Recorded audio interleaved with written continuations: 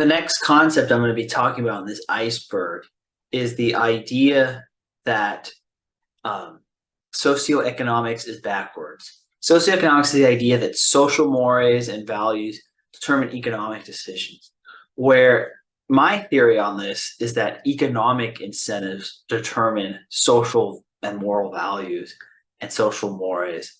Like the most politically correct example I can give on this, because this is very controversial, a lot of the examples I would have, would be the idea that for younger people, living at home has become destigmatized. Uh, it's way more common, say, for somebody under 35 now, but out of college or maybe they didn't go to college, but like done with their schooling, to still live with their parents. And this has been common in places like Italy and Greece for much longer, but this started to become mainstream in America post the great financial crisis in 2008. And this might be aging me, but whenever I was in high school or college, there was a real stigma against people living with their parents past the age of 22 in the United States. You're supposed to be on your own back then. No exceptions. Some people are strict enough they kick their kids out at 18. However, I think the reason why that stigma was there is because it was relatively affordable to live on your own back then compared to today. Like if you adjust the cost of renting an apartment and having a car and all the basic needs of living independently in a major metropolitan area relative to wages pre 2008, it was a lot more affordable than it was post 2008. And as a result of this, the fact that a lot of people who were really otherwise intended to be independent and had that goal couldn't, just because of economic constraints and the fact that real wages dropped relative to cost of living, particularly in the cities that were driving most of the jobs, made it so that it just no longer was financially viable for a lot of younger people to live independent. So they had to live with their parents by default. And because this economic incentive became a much bigger dilemma and way more common among people who would not be stigmatized as losers historically, the society eased off and became a little bit more tolerant of such an arrangement, where in 2000 it was utterly unacceptable for somebody like 26 to 30 years old to live with their parents, whereas now nobody even bats an eye on it. It wasn't because all of a sudden parents became a lot more empathetic in the last 20 years. No, it's because it became financially unviable to hold that standard, and so as a result the standard was dropped.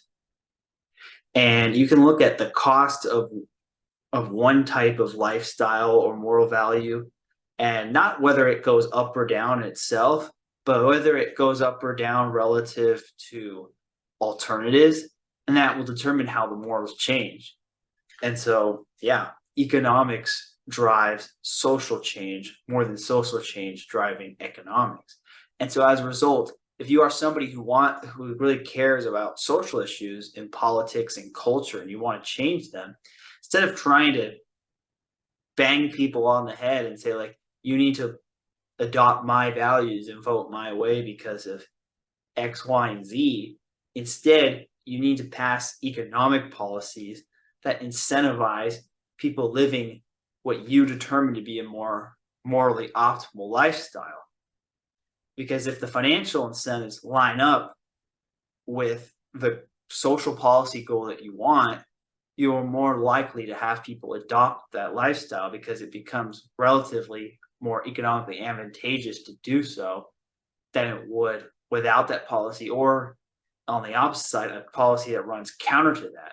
Like, well, that's one reason I think, again, social conservatives have a problem. So their lifestyle has become less affordable relative to a more socially permissive lifestyle over the last 30 years. And that might explain a lot of the social trends in the Western world. I mean, it actually probably goes back 60 years, sorry.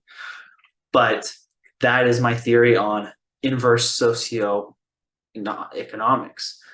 The next one I'm going to talk about is lying flat and the Atlas Shrugged moment for China. Like, and I talked about this with Chris Street in an interview I did recently, but I think the idea is that I label this just as tongue in cheek, the incels destroying the Chinese economy. And that's just because they have a lot of young men who can't afford either the dowry or to buy a house or whatever social status symbol they need to impress a potential spouse. And they will never be able to based on their income and career trajectory. And these are people with college educations. It's not just your typical factory worker. And so they decide to opt out and just make a bare enough to support a bare living through Upwork and other gig economy stuff, and then just chill out and play video games the rest of the time. And it's called lying flat. It's most common in Asia, but they have other movements like NEETs and anti-work, which I've talked about on this channel before. And a lot of this is a byproduct simply just because the marginal difference in your income between the cost of just surviving versus the cost of thriving is wider than ever due to social safety nets and a variety of other things going on in the economy. It's fairly easy to just get by, or at least relatively to the past.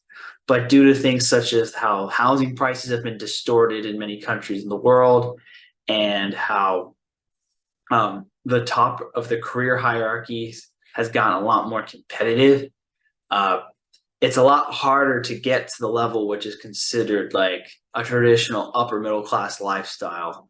That has gotten a lot more expensive relative to the gains in incomes in that demographic or that prospective demographic, compared to whereas just getting by has not gotten any more difficult. It's probably actually gotten easier. So as a result, since the gap between surviving and thriving is wider and feels more unattainable, less people around the world are deciding to pursue it. And we really risk just a collective Atlas Shrugged moment, but not necessarily because these are anti-government people who just don't like taxes. It's just they feel like the juice isn't worth the squeeze. And it's the most at risk in China, and that's why we're seeing the issues with high youth unemployment despite having a growing economy. I think this is a cause of that.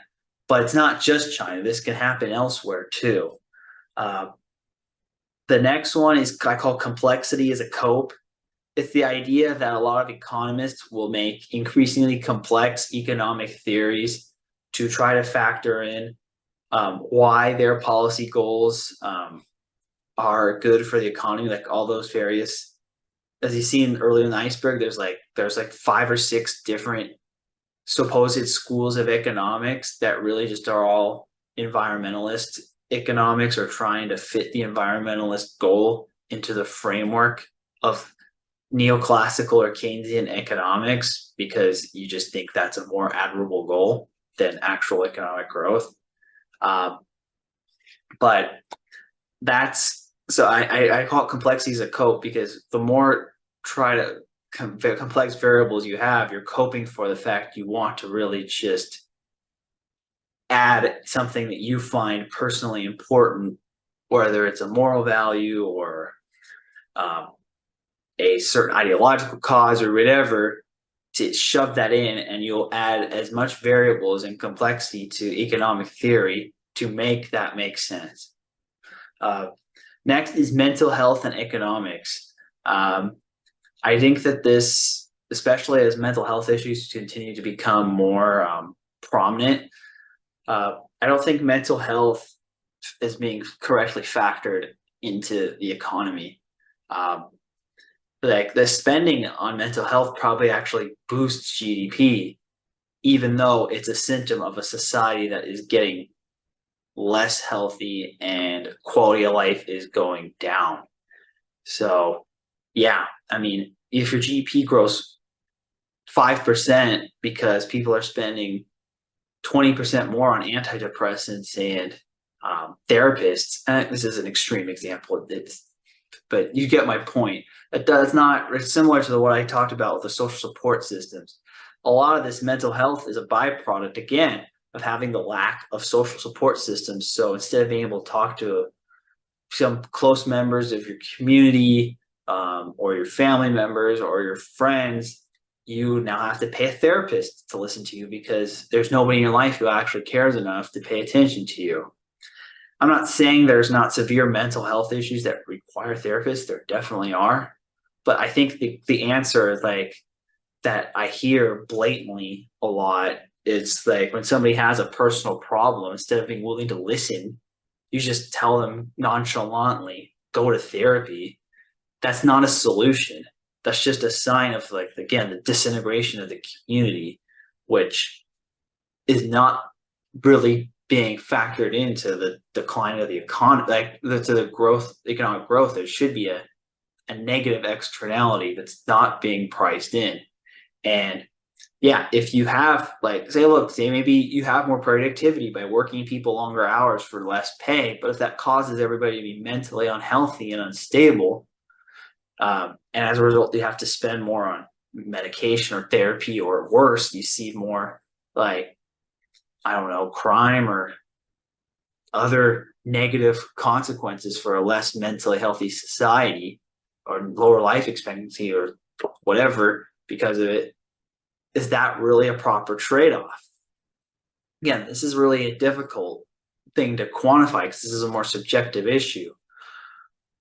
But I think that it is something that really, I think that the economics profession and research has not really dived into. They've gone to behavioral economics. Now, behavioral tics will cause the rational man theory to deteriorate a little bit, which I talked about in Little Iceberg. But mental health and economics, I think, is another one that's not really being properly discussed.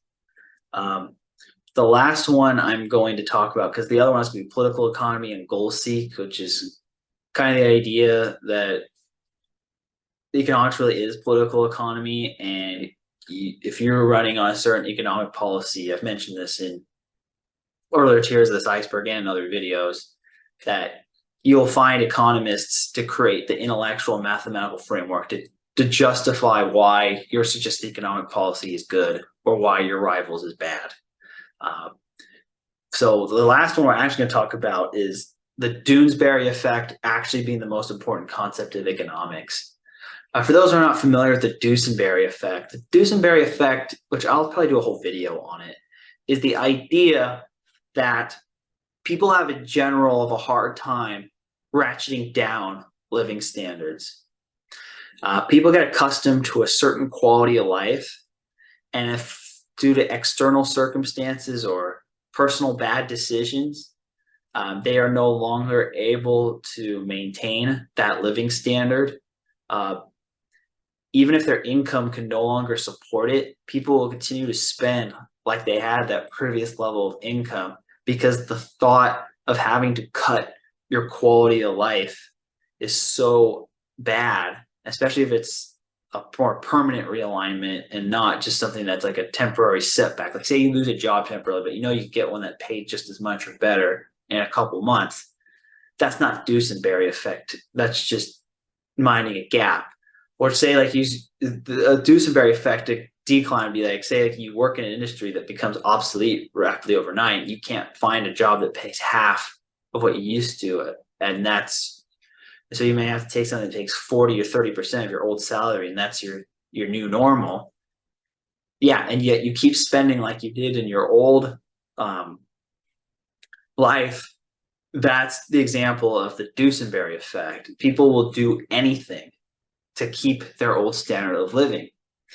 I just know several examples of this, and this is why you have to be careful with lifestyle inflation, which you have to be very slow as you build up your career to increase the amount of spending you have and the lifestyle qualities you pay for, because if there is a chance you have a setback, it's going to be very hard for you to adjust back down. That's why credit card debt is such a common problem, because people have circumstances that they cannot, that they have a disruption in their earning power for some various reason or another, and they fail to adjust, so they keep spending like they used to, and even though they know they should cut back, they can't because they've been accustomed to such a lifestyle. And this is not just really purely spending decisions. This also can apply to geography.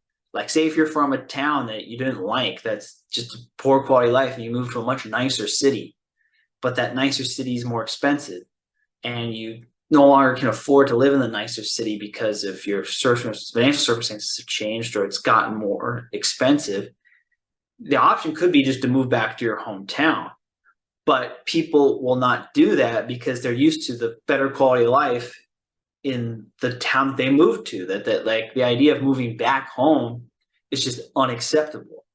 This could also happen with dating and romantic partners, where when you don't have that much dating experience, you're okay with dating somebody who may not be as high quality because you haven't really experienced a higher quality romantic partner. But once you do get to a certain threshold and you have a great experience with that, and it doesn't work out for some reason, and you're like, you can't date people who are what you would perceive to be not at the same level as your ex.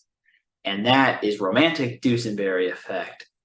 Is that dating gets harder as people have had more relationships, because not because there's less options. In fact, there's usually oftentimes there's more options. The problem is that they're accustomed to such a quality and they cannot adjust their standards down.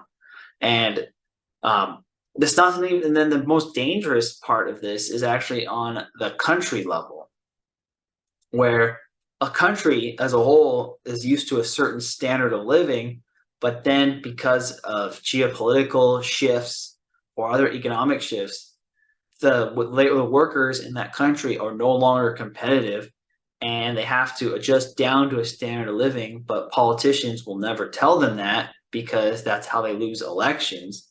And so that's how you get populism and other negative political consequence, because people feel like they're entitled to a certain living standard, even as economic conditions have changed, that your nation as a whole is not competitive.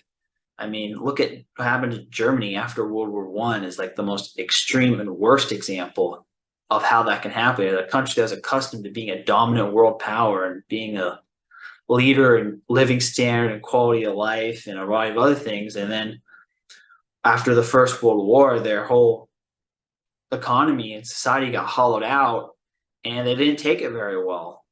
And you could see like the political volatility in the US as inflation started to rise in the 60s and the 70s. And you see the rise of political populism now, since basically 2015, when after 16 years of real wages falling. And so this whole idea of people not being able to adjust to Duesenberry effect creates a lot of the inefficiencies in the global economy and a lot of the inconsistencies that people kind of subconsciously feel but can't really objectively quantify. That concludes the iceberg of finance. Let me know what you think, and which one of these alternative theories that I have you think is the most legitimate and or the most interesting. I'd love to hear you guys discuss in the comments, and if I should make specific videos about any of these concepts other than compensation theory, which I've already done. Thanks for watching.